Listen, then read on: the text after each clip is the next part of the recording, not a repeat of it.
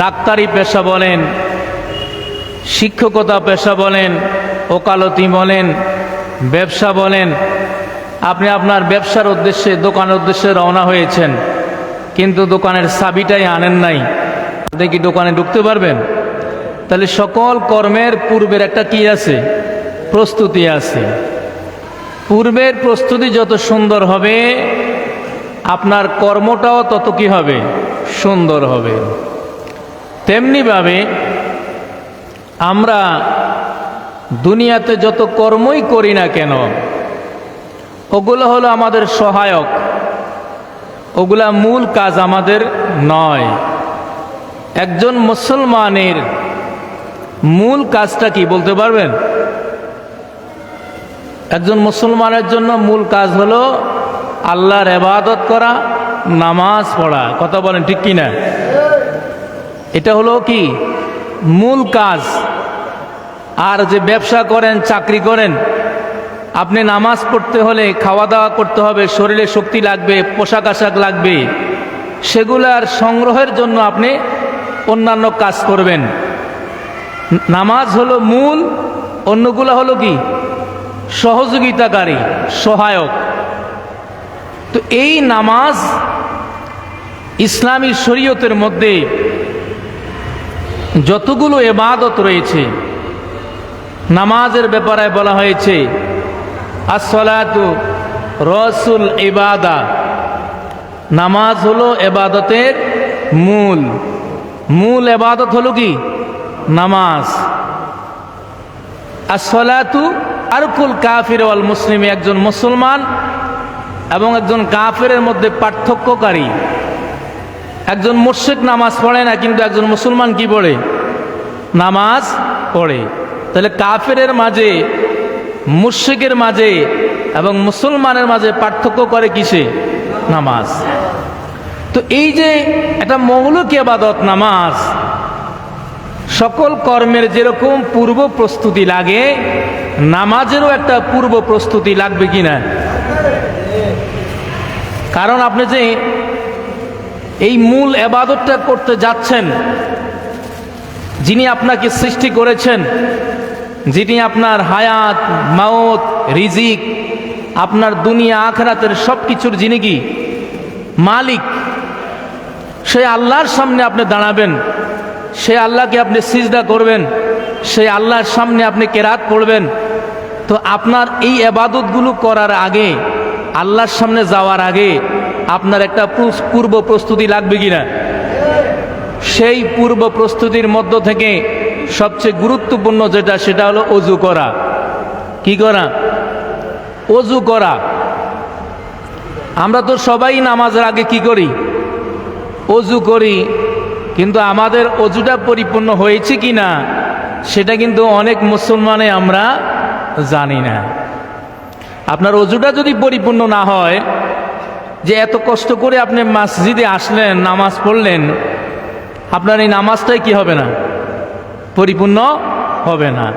তাহলে নামাজ পড়ার আগে আপনার অজুটা ভালোভাবে হয়েছে কিনা, পরিপূর্ণ হয়েছে কিনা, সেই দিকে আমাদের কি রাখতে হবে? দৃষ্টি রাখতে হবে। সাইয়েদনা হযরত আবু হুরায়রা রাদিয়াল্লাহু তাআলা আনহু তিনি বলেন, আমি রাসূলুল্লাহ সাল্লাল্লাহু আলাইহি সাল্লামকে বলতে শুনেছি, ইন্না উম্মতি ইউদআউনা ইলা ইয়াউমিল কিয়ামা গুররান মুহাজ্জালিনা মিন আসারিল বুদুই। নবীজি সাল্লাল্লাহু আলাইহি সাল্লাম বলেন, আমার উম্মত কিয়ামতের ময়দানে তাদের অজুর যে জায়গাগুলো হবে, ওই স্থানগুলো থেকে উজ্জ্বল দেখা যাবে, চকমক করবে, আলোক রশ্মি বের হবে। কোন জায়গা থেকে? অজুর জায়গা থেকে। আমার উম্মত যে অজু করার সময় যে অঙ্গ প্রত্যঙ্গগুলো ধুবে, ওই অঙ্গ প্রত্যঙ্গগুলো থেকে কিয়ামতের ময়দানে আলোক রশ্মি বের হবে, আলো দেখা যাবে, লাইটিং হবে, উজ্জ্বল হবে। এরপরে রসুল বলেন ফামাস্তাতা আইয়তিলা গুররাতাহু ফালিয়াফাল। সুতরাং তোমরা যদি তোমাদের এই উজ্জ্বল্যকে বৃদ্ধি করতে চাও তাহলে তোমরা ভালোভাবে ওযু করো। হযরত ওসমান ইবনে আফফান রাদিয়াল্লাহু তাআলা আনহু থেকে বর্ণিত, তিনি বলেন রাসূলুল্লাহ সাল্লাল্লাহু আলাইহি ওয়াসাল্লাম বলেছেন, মান তাওয়াদ্দা ফা আহসানাল wudu'a খরাজাত খতায়াহু মিন জাসাদিহি। যেই ব্যক্তি ভালোভাবে ওযু করবে, কিভাবে? ভালোভাবে ওযু করবে, এই ভালোভাবে ওযু করার দ্বারা তার ওযুর মধ্যে যেই অঙ্গ প্রত্যঙ্গগুলো ধোয়া হবে, ওই ধোয়ার সময় যেই পানির ফোঁটাগুলো পড়বে, এই পানির ফোঁটাগুলোর সাথে তার গুনাহগুলো সব জোরে পড়ে যাবে। পায়ের মাধ্যমে, হাতের মাধ্যমে, চোখের মাধ্যমে, কানের মাধ্যমে সে যত গুনাহ করেছে তার ওই ওযুর দ্বারা গুনাহগুলো কি হয়ে যায়? জোরে যায়, গুনাহগুলো মাফ হয়ে যায়। আমরা এখনো অনেকে জানি না ওযুর ফরজ কয়টা। ওযুর 4টা ফরজ। 1 নাম্বার হলো সমস্ত মুখ ধোয়া। 1 নাম্বার কি? সমস্ত মুখ ধোয়া। তো সমস্ত মুখ মানে কি? এই যে এই মুখ দিয়ে আমরা খাই ওইটা না। সমস্ত মুখ বলতে এক কানের লতি থেকে আরেক কানের লতি পর্যন্ত, আপনার এই থুতনি থেকে কপালের চুলের গোড়া পর্যন্ত, এই পুরা অংশটাকে বলা হয় সমস্ত মুখ বা মুখমণ্ডল। কি বলা হয়? মুখমণ্ডল। এই পুরা অংশের মধ্যে আপনি তাড়াহুড়া করে ওযু করলেন, এখান দিয়ে যদি চুল পরিমাণ জায়গাও শুকনা থাকে, কি পরিমাণ? চুল পরিমাণ জায়গাও যদি এই অংশের কোথাও শুকনা থাকে, তাহলে আপনার মুখ ধোয়া হবে না। 2 নাম্বার ফরজ, উভয় হাত কনুই সহ ধোয়া। উভয় হাত কি?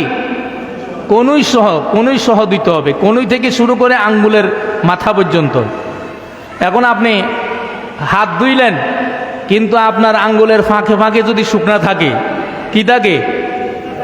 আঙ্গুলের ফাঁকে আঙ্গুল ধুইতে হবে এইভাবে, আঙ্গুলের ভিতরে আঙ্গুল, এটা এই আঙ্গুলগুলো ভিজাইয়া এই আঙ্গুলের ভিতরে এইভাবে আঙ্গুল ঢুকাইয়া তারপরে আমরা কি করতে হবে? ধুইতে হবে। আবার এটা এইভাবে ঢুকাইবেন, তাহলে আঙ্গুলের মাঝখানে ফাঁকা যেই জায়গাটা আছে এটা শুকনা থাকার সম্ভাবনা নাই। যদি শুকনা থাকে, কেউ কেউ আবার আংটি পরেন, দেখা যায় এমনি হাত ধুইছে কিন্তু আংটির নিচে যদি শুকনা থাকে তাহলে আপনার হাত ধোয়া হবে। এই জন্য ধোয়ার সময় আংটিটা কি করতে হবে? নাড়াছাড়া করতে হবে, যেন ভিতরে কি পৌঁছে? পানি পৌঁছে। কিছু কিছু মহিলারা দেখা যায় লম্বা লম্বা নখ রাখে। কি রাখে? এখন আপনি যে লম্বা নখ রাখছেন, এই নখের ভিতরে যদি আপনার পানি না পৌঁছে তাহলে আপনার ওযু হবে না। আবার কিছু মহিলা আছে হাতের আঙ্গুলে নেইল পালিশ ব্যবহার করে, আছে কি নাই?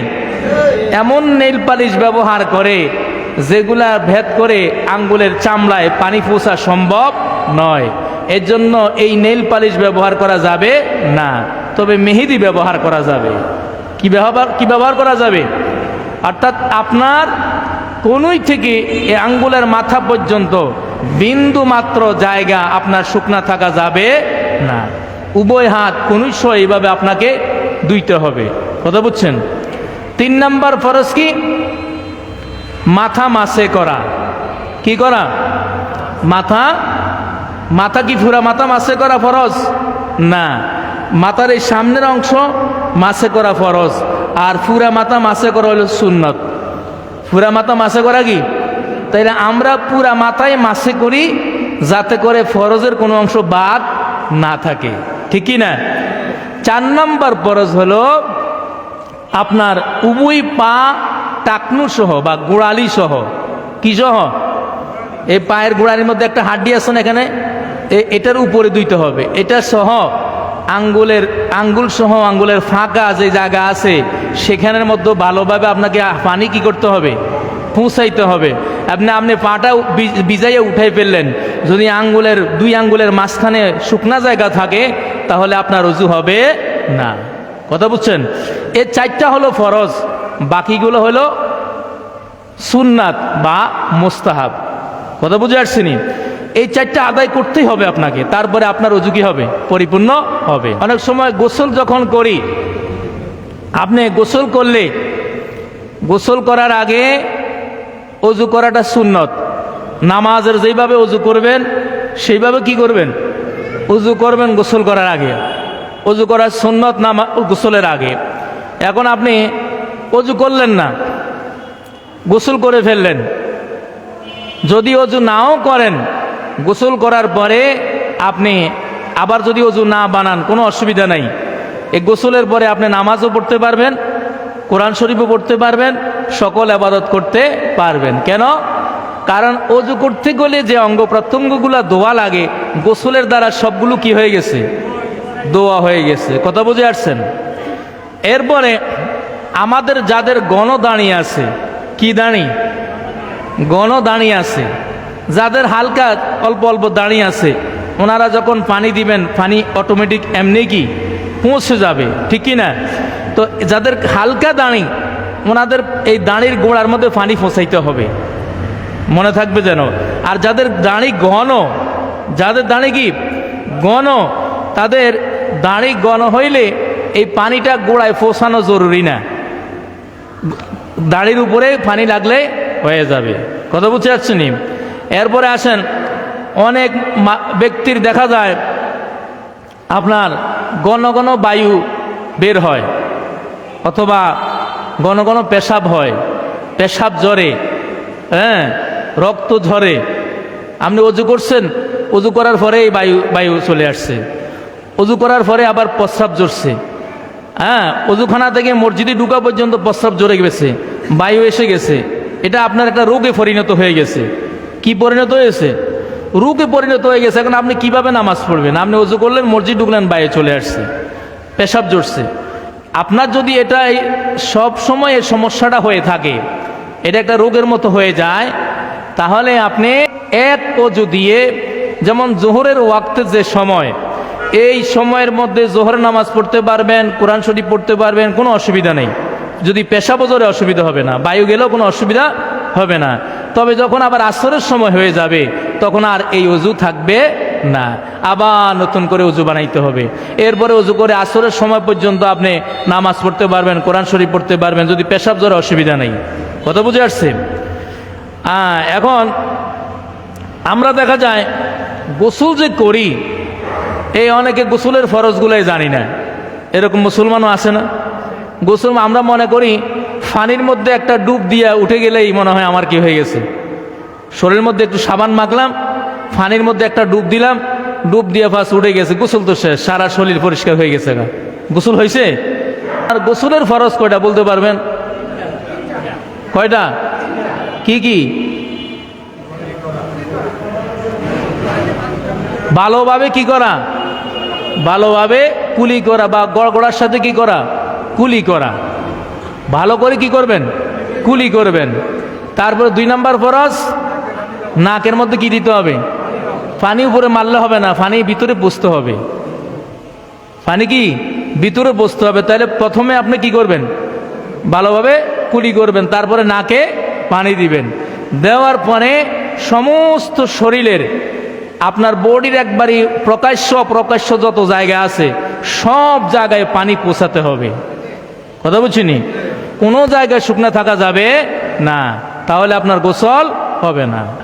অনেক সময় দেখা যায় রাত্রে আমার স্বপ্নদোষ হইল, কিন্তু সকালবেলায় দেখতেছি আমার কাপড়ে কিছুই নেই। কথা বুঝছিনি? কাপড় কি ফ্রেশ, আমার কাপড়ে কিছুই নেই। আমার মনে হয় যে আমি কিছু একটা খারাপ কিছু দেখছি, কিন্তু কাপড়ে কি নেই? কিছুই নাই। তাইলে আপনার উপর গোসল কি হবে না? ফরজ হবে না। আর যদি মনে করেন আপনি কিছু দেখেন নাই, তারপরে সকালবেলায় উঠে দেখছেন আপনার কাপড়ে কি আছে, ময়লা বলতে যেই ময়লা থাকলে গোসল কি হয়? ফরজ হয়। আপনি দেখেন নাই, কিন্তু সকালে দেখলেন আপনার কাপড়ে এই ধরনের ময়লা আছে, তখন আপনার উপর কি হবে? গোসল ফরজ হবে, আপনাকে গোসল করতে হবে। মহিলারা অনেক সময় মাথার চুলে কি থাকে, বেনি থাকে, লম্বা লম্বা চুল, এগুলা খোলা আবার বাঁধা অনেক সময় সমস্যা হয়ে যায়। এখন মহিলাদের চুলের গোড়ায় যদি পানি পৌঁছানো সম্ভব হয়, বেনি খোলা ছাড়া, বেনি খোলা ছাড়া যদি গোড়ায় কি পানি পৌঁছানো সম্ভব হয়, বেনি খুলতে হবে না। কিন্তু যদি বেনি খোলা ছাড়া পানি পৌঁছানো সম্ভব না হয়, তখন চুলের বেনি খুলে তারপরে পানি কি করতে হবে, পৌঁছাইতে হবে। অজু ভাঙার কারণ কয়টা? মৌলিক কারণ হলো 7টা, এগুলো মনে রাখতে হবে না। আপনি অজু করলেন, অজু নাই, তাই তো নামাজও নাই। নামাজ আসেনি? আমরা তো বলি নামাজ পড়ে ফেলছি, বাস আমার নামাজ হয়ে গেছে কি না। 1 নম্বর কারণ হইল পায়খানা বা পেশাবের রাস্তা দিয়ে যদি কি কিছু বের হয়, এটা 1 নম্বর কারণ। পায়খানা অথবা পেশাবের রাস্তা দিয়ে যদি কোনো কিছু বের হয়। 2 নম্বর কারণ হলো মুখ ভরে যদি বমি হয়, মুখ ভরে বমি হলেও কি হয়ে যাবে, অজু ভেঙে যাবে।